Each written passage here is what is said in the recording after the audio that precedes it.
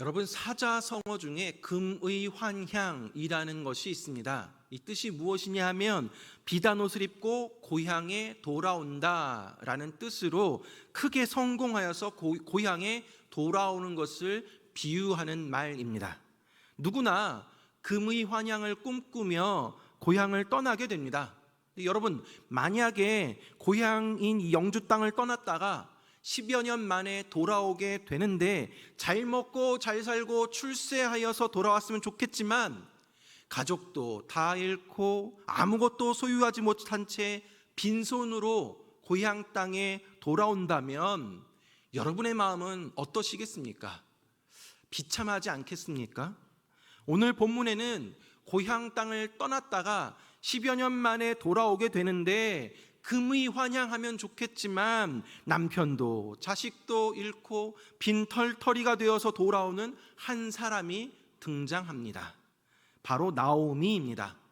여러분, 이 나오미라는 이름의 뜻은 기쁨입니다.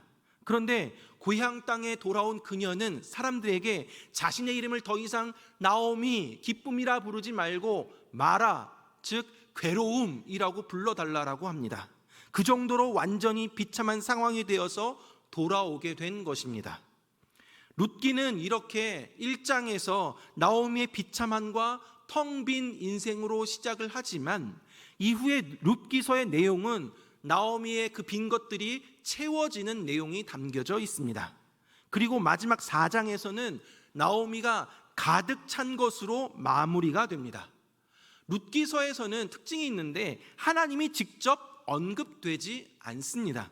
그러나 나오미와 룻의 삶에 하나님이 끈질기게 개입하십니다. 하나님이 비록 우리 눈에 보이지 않아도 나의 삶에 끊임없이 일하시며 역사하신다는 사실을 우리는 룻기서를 통해 살펴볼 수 있습니다. 2021년을 시작하면서 여호수아서로 우리가 함께 말씀을 나누고 그 뒤에 사사기서를 나누었습니다. 그리고 이제는 그 사사기서를 뒤이어서 룻기서를 몇 주간 함께 살펴볼 예정입니다. 룻기서를 통해서 우리 인생에 끊임없이 개입하시며 인애와 사랑을 공급하시는 하나님에 대해서 함께 알아보는 시간을 갖도록 하겠습니다. 자, 룻기의 시대적인 배경은 사사시대입니다. 오늘 본문은 사사들이 치리하던 때에 라는 말씀으로 시작이 됩니다. 1절 말씀에 보니까 사사들이 치리하던 때에 그 땅에 흉년이 드니라. 유다 베들레헴의 한 사람이 그의 아내와 두 아들을 데리고 모압 지방에 가서 거류하였는데 라고 나옵니다. 우리가 계속해서 사사기서를 살펴보았듯이 사사시대의 특징은 이스라엘 역사상 가장 어두웠던 암흑의 시대였습니다. 백성들은 하나님을 배반하고 우상을 섬기다가 하나님이 징계로 이방 나라들의 압제를 가하면 그제서야 하나님 살려달라고 하나님께 부르짖습니다. 그래서 하나님이 사사들을 보내서 구원해 주시면 잠시 동안의 평안의 시간을 갖죠. 그러다가 등 따시고 배부르면 또다시 하나님을 배반하는 그러한 영적인 악순환이 반복되었던 것이 사사기의 특징이었습니다. 이러한 사사기 시대의 특징이 바로 사사기서 21장 25절 말씀인데요. 그때에 이스라엘의 왕이 없으므로 사람이 각기 자기의 소견에 옳은 대로 행하였더라. 그때에 이스라엘의 왕이 없었습니다. 왕이 없었다라는 말은 단순히 인간 왕이 없었다라는 것을 말할 뿐만 아니라 이스라엘이 하나님의 왕 되심을 거부했다라는 의미입니다. 그래서 사람들은 자기의 소견에 옳은 대로 그냥 행동했습니다. 룻기는 바로 이스라엘이 가장 영적으로 타락하고 암울했던 사사시대에 일어난 특별한 사건에 대한 기록입니다. 룻기의 시대적인 배경이 사사시대였다면 장소적인 배경은 유다 베들레헴입니다. 이렇게 사사들이 치리하던 때에 베들레헴 땅에 흉년이 찾아오게 됩니다. 여러분, 이 베들레헴이라는 이 단어의 뜻은 떡집, 빵집이라는 의미가 담겨져 있습니다. 이름 그대로 먹거리가 넘쳐나는 지역이었습니다. 다른 지역에 흉년이 들어도 베들레헴은 웬만하면 흉년이 들지 않았던 풍요로운 땅이었습니다. 그런데 오늘 본문에서 베들레헴까지 흉년에 허덕였다라는 것을 보면 당시에 흉년이 엄청났다라는 사실을 알 수가 있습니다. 베들레헴 지역에 먹을 것이 없었습니다. 한마디로 빵집에 빵이 없었던 것입니다. 자, 이렇게 예상치 못한 일들이, 사건들이 벌어지게 된 것입니다. 그러한 때에 베들레헴에 엘리멜렉이라는 사람이 그의 아내 나오미와 두 아들 데리고 기근을 피해 요단강 건너 모압 지방에 이사를 갑니다. 1절 하반절에 보면 거류하였는데 라는 표현이 있습니다. 이것은 흉년이 들어서 잠깐 그곳으로 피할 목적으로 잠시 머물렀다라는 것을 의미합니다. 그래서 세번역 성경으로는 이 부분을 모압 지방으로 가서 임시로 살려고 라고 번역하고 있습니다. 흉년을 좀 피해보려고 잠시 머물려고 했는데 2절 말씀에 보니까 그 사람의 이름은 엘리멜렉이요 그의 아내의 이름은 나오미요 그의 두 아들의 이름은 말론과 기런이니 유다 베들레헴 에브랏 사람이더라. 그들이 모압 지방에 들어가서 거기 살더니 라고 나와 있습니다. 거기 살더니 라고 합니다. 기근을 피해 잠시 머무르려 했는데 그곳에 정착해 버렸다라는 의미입니다. 우리는 이런 경험들을 많이 합니다. 잠시 여행 삼아 다른 나라에 관광 비자로 갔는데 혹은 공부하려고 유학을 갔는데 그곳이 너무 좋아서 이민을 하게 되는 경우들을 보게 됩니다. 마찬가지로 엘리멜렉 가족은 잠시 기근을 피해 모압으로 갔지만 그곳에 완전 정착하게 된 것입니다. 이처럼 흉년을 피해 모압으로 이사온 엘리멜렉의 그 가정 가운데 비극이 찾아오게 되었습니다. 3절에서 5절 말씀 보니까 나오미의 남편 엘리멜렉이 죽고 나오미와 그의 두 아들이 남았으며 그들은 모압 여자 중에서 그들의 아내를 맞이하였는데 하나의 이름은 오르바요 하나의 이름은 루시더라.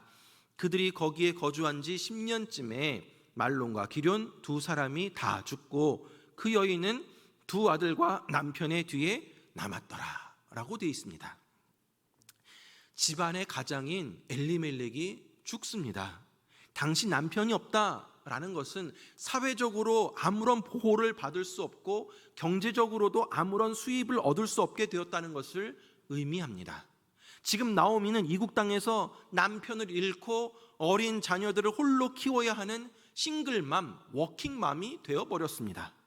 남편 엘리멜렉이 죽었지만 아내 나오미는 그곳에서 10년쯤 살며 두 아들을 잘 키웁니다.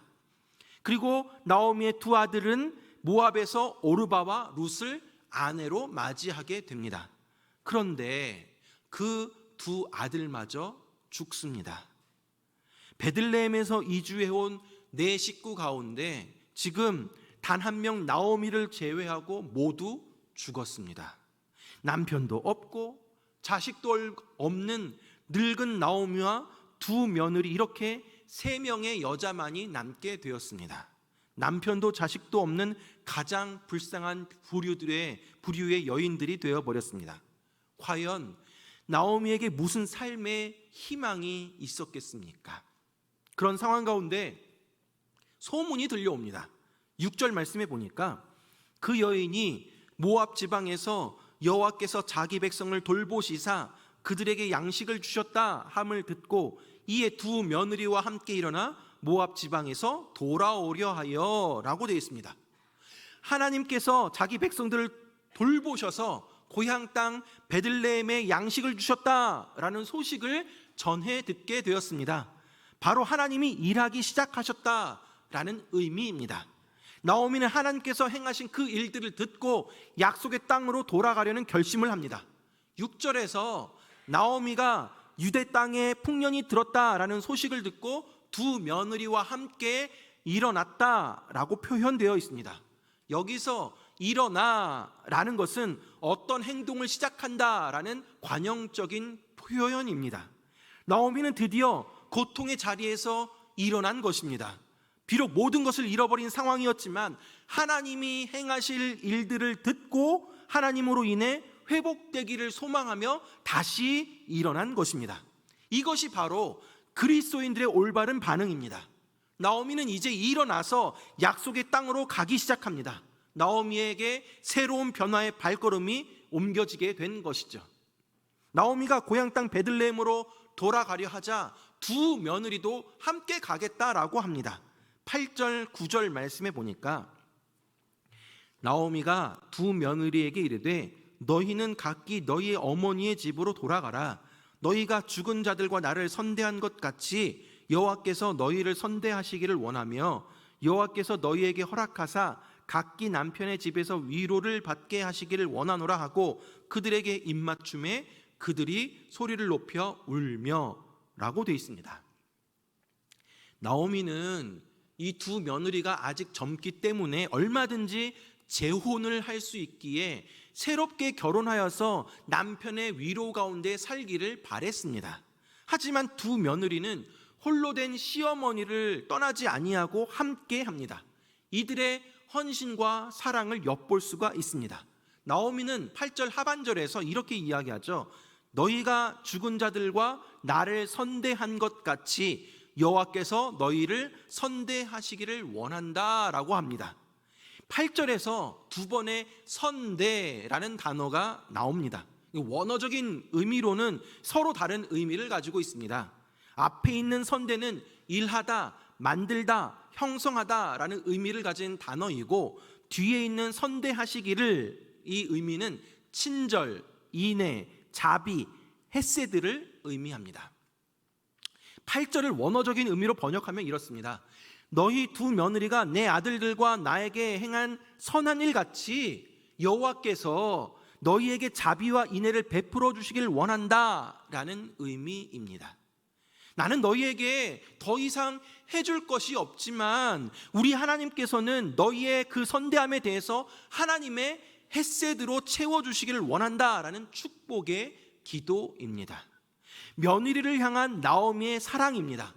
그러나 그 두 며느리는 큰 소리로 울며 어머니와 함께 어머니의 백성에게로 돌아가겠다라고 합니다. 그런 며느리들에게 나오미는 다시 한번 더 돌아갈 것을 권면합니다. 11절에서 13절까지 말씀 보면 나오미가 이르되 내 딸들아 돌아가라. 너희가 어찌 나와 함께 가려느냐? 내 태중에 너희의 남편 될 아들들이 아직 있느냐? 내 딸들아 되돌아가라. 나는 늙었으니 남편을 두지 못할지라. 가령 내가 소망이 있다고 말한다든지 오늘 밤에 남편을 두어 아들들을 낳는다 하더라도 너희가 어찌 그들이 자라기를 기다리겠으며 어찌 남편 없이 지내겠다고 결심하겠느냐? 내 딸들아 그렇지 아니하니라. 여호와의 손이 나를 치셨으므로 나는 너희로 말미암아 더욱 마음이 아프도다 하매 라고 나와 있습니다. 나오미는 11절과 13절에서 내 딸들아 돌아가라, 내 딸들아 되돌아가라 라고 두 차례나 반복해서 내 딸들아 라고 며느리를 부르고 있습니다. 즉 며느리를 진짜 정말 딸로 생각해서 그들을 돌려보내려 한 것입니다. 왜냐하면 당시에 형이 죽으면 동생이 형수를 취해서 가문을 잇게 하는 그러한 수혼법이 있었습니다. 그러나 나오미는 이미 나이가 많아서 재혼을 하고 아들을 낳아서 며느리에게 남편으로 준다 하더라도 이게 불가능한 일이었습니다. 그렇기에 자기와 함께 베들레헴에 돌아간다 한들 아무것도 보장해 줄 것이 없었기 때문입니다. 돌아가라 라는 이 나오미의 말 속에는 며느리들에 대한 사랑이 담겨져 있었습니다. 결국 오르바는 시어머니에게 입맞추고 친정으로 돌아갔고 룻은 그럼에도 불구하고 나오미와 함께 베들레헴으로 가는 것을 선택합니다. 나오미가 이 룻에게도 내 동서는 그의 백성과 그의 신들에게로 돌아갔다. 너도 돌아가라 라면서 권면을 합니다. 그런 상황 가운데 룻이 이러한 고백을 합니다. 16절, 17절 말씀에 보니까 룻이 이르되 내게 어머니를 떠나며 어머니를 따르지 말고 돌아가라 강권하지 마옵소서. 어머니께서 가시는 곳에 나도 가고 어머니께서 머무시는 곳에서 나도 머물겠나이다. 어머니의 백성이 나의 백성이 되고 어머니의 하나님이 나의 하나님이 되시리니 어머니께서 죽으시는 곳에서 나도 죽어 거기 묻힐 것이라. 만일 내가 죽는 일 외에 어머니를 떠나면 여호와께서 내게 벌을 내리시고 더 내리시기를 원하나이다 하는지라 라고 합니다. 룻은 나오미에게 더 이상 돌아가라 라고 말하지 말라라고, 죽어도 어머니와 함께 하겠다라고 말하고 있습니다.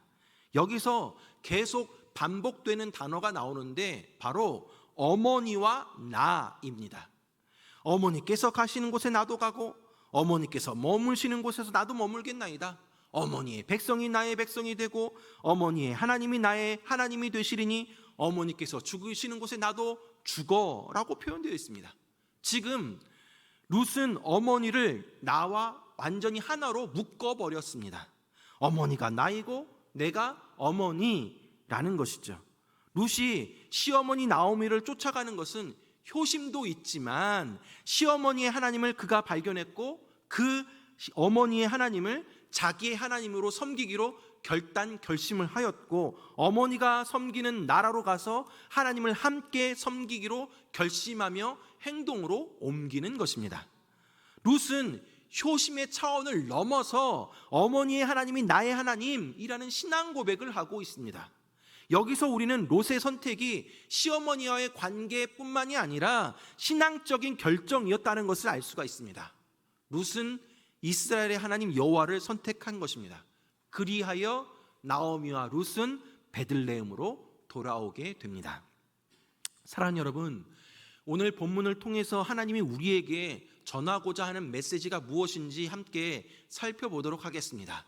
첫째로 남겨진 것들에 초점을 두라입니다. 오늘 본문에서는 예기치 않은 사건들이 발생합니다. 풍요로운 유대 땅 베들레헴에 흉년이 찾아왔습니다. 어느 누구도 예상치 못했던 일이 벌어진 것입니다. 뿐만 아니라 나오미의 인생에 있어서도 흉년과 기근이 찾아왔습니다. 남편도 죽고 두 아들도 죽었습니다. 어느 누구도 원치 않는 고난과 고통이 나오미의 인생 가운데 찾아온 것입니다. 아마 나오미는 어떻게 베들레헴 땅에 흉년이 들 수 있는가? 왜 나에게 이런 일들이 일어났는가? 라는 생각이 들었을 것입니다. 우리 인생도 나오미가 당한 것과 같은 예기치 않는 고난과 고통의 순간들을 맞이할 때가 있습니다. 인생에 흉년과 고난이 있고 죽음과 같은 슬픔이 찾아옵니다. 그럴 때 우리도 동일하게 하나님, 내 인생에 왜 이런 일들이 일어나게 되었습니까? 나는 하나님 잘 믿는다고 신앙생활 잘하고 있다라고 생각을 하는데 왜 하나님 나를 이런 인생으로 이끌어 가십니까? 하나님 정말 살아 계신 것이 맞습니까? 나와 함께 하시는 것이 맞습니까? 하나님의 뜻은 도대체 어디 있습니까? 라고 질문을 하게 됩니다. 사랑하는 여러분, 우리가 인생에서 흉년을 맞이하게 될 때 내게 찾아오는 고통과 고난의 순간에 우리의 초점이 어디에 있느냐에 따라서 달라지게 됩니다. 여러분, 우리 3절에서 5절 말씀을 함께 다시 한번 읽어보도록 하겠습니다. 3절에서 5절 말씀입니다. 시작. 나오미의 남편 엘리멜렉이 죽고 나오미와 그의 두 아들이 남았으며 그들은 모압 여자 중에서 그들의 아내를 맞이하였는데 하나의 이름은 오르바요 하나의 이름은 룻이더라.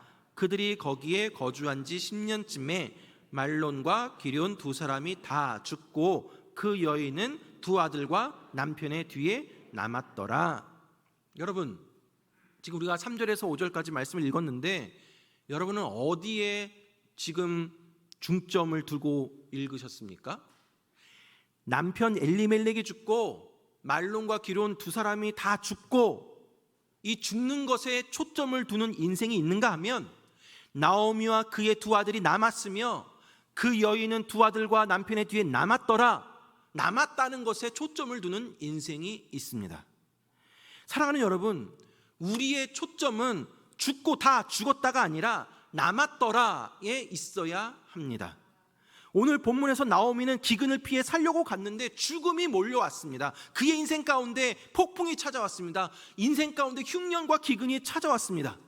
내 인생 끝이다, 나에겐 아무런 소망도 없다, 괴로운 뿐이다 라고 여겨질 수 있는 상황입니다.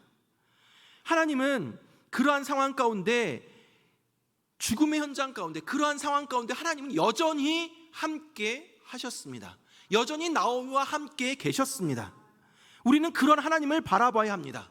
인생의 흉년과 기근이 찾아올 때 다 메마르고 다 없어진 것 같은 그런 상황이 있는데, 그러나 그 가운데서도 여전히 하나님은 나와 함께 하신다는 것을, 그것 가운데 하나님은 나에게 남겨두신 것들이 있다는 것을, 지금 나에게 있는 것들이 있다는 것을 우리는 기억해야 합니다. 하나님은 남아있는 것들을, 지금 내게 남겨진 것들을 통해서 당신의 일들을 행하시기 때문입니다. 룻기서는 하나님이 남기신 사람들을 통해 이루어 가시는 하나님의 이야기를 우리에게 전해주고 있습니다. 사랑하는 여러분, 지금 내 인생에 흉년이 들어서 아무것도 없는 것처럼, 다 빼앗긴 것처럼 느껴지십니까? 주위를 둘러보면 아직도 내 주변에 남겨진 것들이 있습니다. 이미 없어진 것들, 잃어버린 것들 아쉬워하며 넋놓고 있지 마시고, 지금 내 곁에 있는 것들, 아직 남겨진 것들, 그것들 하나님께서 남겨진 것들을 바라보면서 다시 일어서시기 바랍니다. 나오미는 비록 모든 것들을 다 잃어버린 상황이었지만 하나님이 다시 베들레헴에서 행하신 일들을 듣고 하나님으로 인해 회복되어질 것을 소망하며 다시 일어나 베들레헴으로 돌아갑니다. 여러분, 돌아가면 됩니다. 여러분, 인생의 흉년의 때에 잃어버린 것이 아니라 하나님이 나에게 여전히 남겨두신 것들에 초점을 두고 다시 일어나 하나님께로 돌아가시기 바랍니다. 두 번째로, 우리 헤세드의 사랑을 나누어야 합니다. 오늘 본문에서는 하나님께서 사람에게 보이기 원하셨던 헤세드, 그 의미가 자비와 인애의 모습들이 나옵니다. 먼저 시어머니 나오미가 하나님의 헤세드를 보여줍니다. 나오미는 며느리들의 행복을 위해서 다시 돌려보내려고 합니다. 며느리를 돌려보면서 자신은 해줄 수 있는 것이 없지만 하나님께서 그들을 선대해 주시기를 기도합니다. 앞서 살펴보았지만 선대라는 그 단어는 자비와 인애의 뜻을 가진 헤세드라는 히브리어입니다. 나오미는 며느리들의 삶 가운데 하나님의 자비와 인애, 헤세드로 채워주시기를 기도하며 하나님께 그 며느리들을 부탁하고 있습니다. 나오미는 지금 자기의 가장 소중한 것들, 자신의 며느리에게 아낌없이 주는 헤세드를 행한 것입니다. 또한 룻의 모습을 통해서도 우리는 하나님의 헤세드를 발견할 수 있습니다. 나오미는 고향 땅 베들레헴에 돌아가더라도 룻에게 아무것도 보장해 줄 수 있는 상황이 아니었습니다. 오히려 룻은 그곳에 가게 되면 육체적인 노동을 통해서 어머니를 먹여 살리며 생계를 유지해야 하는 상황이 있습니다. 그러함에도 불구하고 지금 젊은 며느리 룻이 시어머니와 하나가 되어서 베들레헴에 함께 돌아가려 합니다. 룻이 하는 고백과 행동은 단순히 효심 깊은 며느리의 모습이 아니라 오직 하나님만이 하실 수 있는 조건 없는 사랑인 헤세드의 모습을 우리에게 보여주고 있는 것입니다. 사랑하는 여러분, 인생의 흉년 가운데 나오미와 며느리들이 서로 선대하며 헤세드의 사랑을 함께 나누었던 것처럼 우리의 삶 속에서도 헤세드의 사랑을 서로 나누어야 합니다. 나오미와 룻이 서로 사랑하면서 인생을 함께 살아가는 것, 이것이 바로 우리 가정과 우리 교회의 모습이어야 합니다. 여러분, 세상에서 가장 껄끄러운 관계, 사랑하기 가장 힘든 관계가 바로 고부간의 관계입니다. 여러분 지금 느끼고 경험하고 있지 않으십니까? 그러나 그 관계가 행복한 관계가 되고 서로가 서로를 위하며 사랑하며 격려하며 헤세드의 사랑으로 나누어주는 것, 어머니가 있는 곳에 내가 있고 어머니의 하나님이 나의 하나님이 되는 것, 그것이 바로 우리 가정이 꿈꿔야 할 모델이고 우리 교회가 찾아가야 할 모습입니다. 우리 가정 안에, 우리 영주동북교회 가운데 서로가 서로를 선대함으로 여호와께서 우리에게 자비와 인애를 풍성하게 베풀어 주시기를 간절히 기도합니다. 말씀을 맺도록 하겠습니다. 사랑하는 여러분, 오늘 본문의 나오미는 남편도 잃고 자식도 잃어버린 채로 텅 빈 인생이 되어서 괴롭고 초라한 모습으로 베들레헴에 돌아갑니다. 여러분, 우리 인생도 나오미와 같은 텅 빈 인생입니다. 겉으로 보기에는 화려하고 많이 가진 것 같지만 실제로는 아무것도 없는 인생이 바로 우리들의 인생입니다.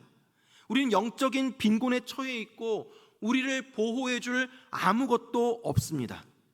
우리는 허물과 죄로 죽어 있었던 상태였습니다. 그런데 이런 소망 없는 텅 빈 인생에 하나님께서 그의 아들 예수 그리스도를 보내주셨습니다. 아무리 먹어도 아무리 채워도 도저히 채워지지 않는 영적인 좀비 같은 우리 인생 가운데 예수님이 찾아오셔서 우리의 텅 빈 인생을 하나님의 자비와 인애로 헤세드로 가득 채워주셨습니다. 그리고 룻이 고백한 것처럼 사랑하는 아들아, 사랑하는 딸아, 네가 가는 곳에 나도 가고 네가 머무는 곳에 나도 머문단다. 너는 나의 백성이 되고 나는 너의 하나님이란다. 그 어떤 것도 나를 너에게서 떼어낼 수 없다. 너는 언제나 변함없이 나의 사랑하는 아들이다 라고 그렇게 우리에게 말씀해 주고 있습니다. 그 음성 듣고 주님 손 붙잡고 나아가는 저와 여러분들 되길 간절히 바랍니다. 사랑하는 여러분, 인생을 살아가다 보면 원치 않는 예기치 못한 인생의 흉년과 기근을 맞이하게 됩니다. 그럴 때 죽고 다 죽었다라는 것에 초점을 맞추는 것이 아니라 하나님께서 남겨두신 것들을 바라보며 하나님이 그것들을 통해 행하실 일들을 기대하며 소망하며 나아가시기 바랍니다. 아울러 인생 흉년 가운데 나도 힘들고 어렵지만 그러함에도 불구하고 서로 선대하며 헤세드의 사랑을 함께 나누시기를 바랍니다. 사랑하는 여러분, 우리의 텅 빈 인생 가운데 헤세드로 찾아오신 우리 주님을 소망합시다. 영적인 메마름에 허덕이고 있는 우리에게 자신의 피와 살을 아낌없이 내어주신 예수 그리스도의 사랑과 은혜를 기억하면서 이제는 더 이상 텅 빈 인생이 아니라 하나님이 베풀어 주신 자비와 인애의 헤세드로 가득 찬 인생으로 살아가는, 그리하여 내가 받은 그 헤세드의 사랑을 주변의 많은 사람들에게 나눠주는 저와 여러분들 되길 주님의 이름으로 축원합니다.